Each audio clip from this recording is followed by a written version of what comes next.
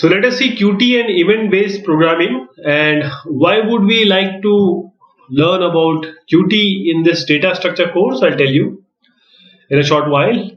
But first, Qt, pronounced as Qt, this is a cross-platform application development framework for developing GUI. So if you are working with C++, Java or Python and Ruby, you can have your GUI which can be designed on Qt. So what is the main reason why we want to study here about Qt? First of all, you want your application to look nicer, pleasant, and state of the art. And GUIs developed in Qt, they are necessarily based heavily on your inheritance and composition. So this is why it is a great and practical illustration of the concepts which are used in data structure, which are used in C++, and which are used in various languages and Qt. So there are certain differences between this event-based GUI code and what you generally write in your C in and C out in your C++.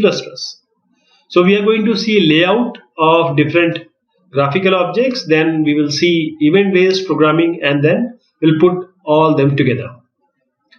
Layout of graphical objects. So while you're working with GUI means graphical user interface, you want to interact, a user want to interact with the system or the software. Now he has to have some text boxes, some buttons, some tick boxes.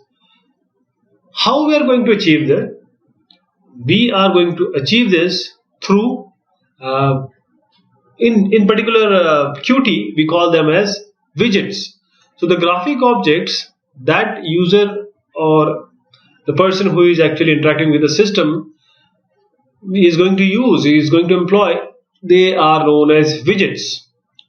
So there are two basic concepts in Qt. One is widgets and then layouts.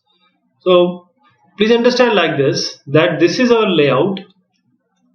Layout is our screen, you can say, and inside this we have various buttons. Say this is a text box, this is a radio button, this is a text area, and say a checkbox. All these are known as widgets which are inside your layout. The layout is an abstract concept which is capturing a way of arranging these widgets.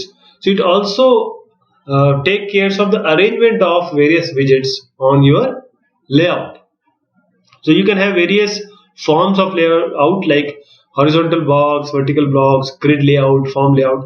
And it totally depends on your requirement, that how you want to place it.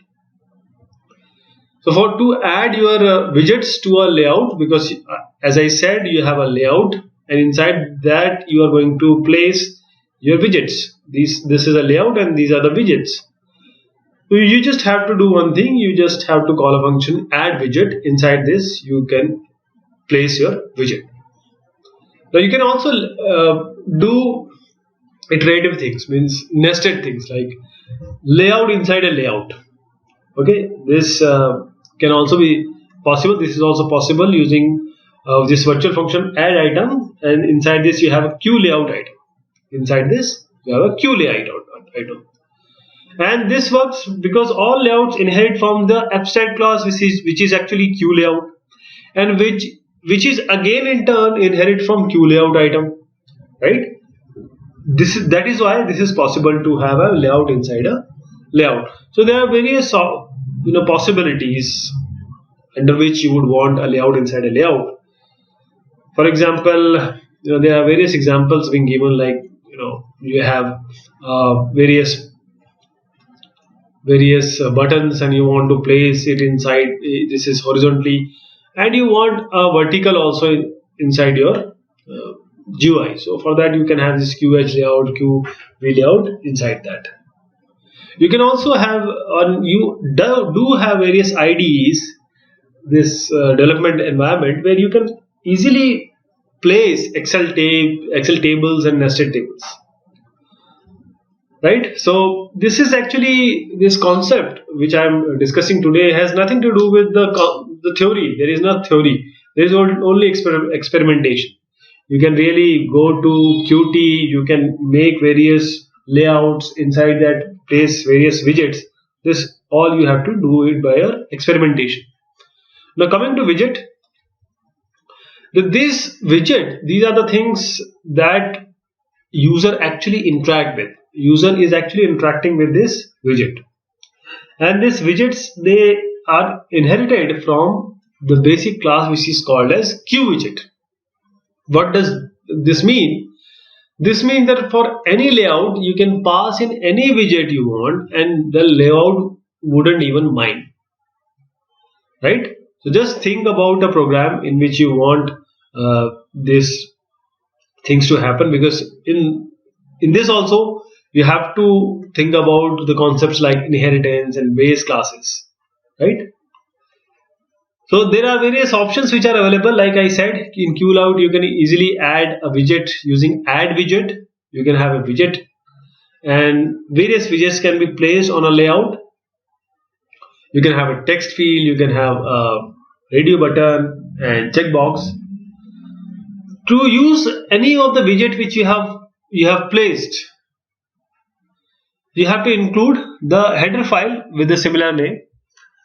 This Q push function, Q tool function, for example, Q push function, what it does, Q push button. This button you can press. Tool button means the quick access button to commands or options. Checkbox, radio box, radio button, combo box, label, scroll area, slider, spin box, Q main window. This is the widget of whole main window of your application, inside which you can place all these buttons and boxes. It starts with Q, capital Q.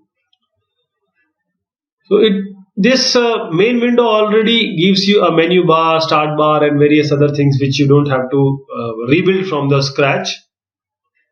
Then you can work with date, time, calendar, etc.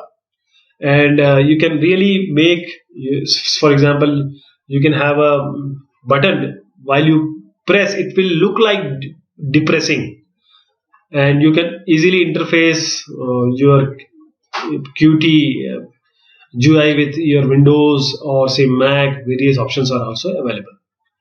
So these are the various examples. You can have color changing push buttons and various. For that you have to have a paint event function also. The key function you want to do it is a paint event function, which is also called anytime the objects needs to be repainted, because you always want, or you would in this Visual C++ also, on paint function was there, you have to paint it every time, because if certain changes are there, painting means or repainting means simply that you are refreshing the stuff what you have just done. So we'll be talking about this more, but this is more of a experimentation stuff rather than a actual theory of data structure. Thank you.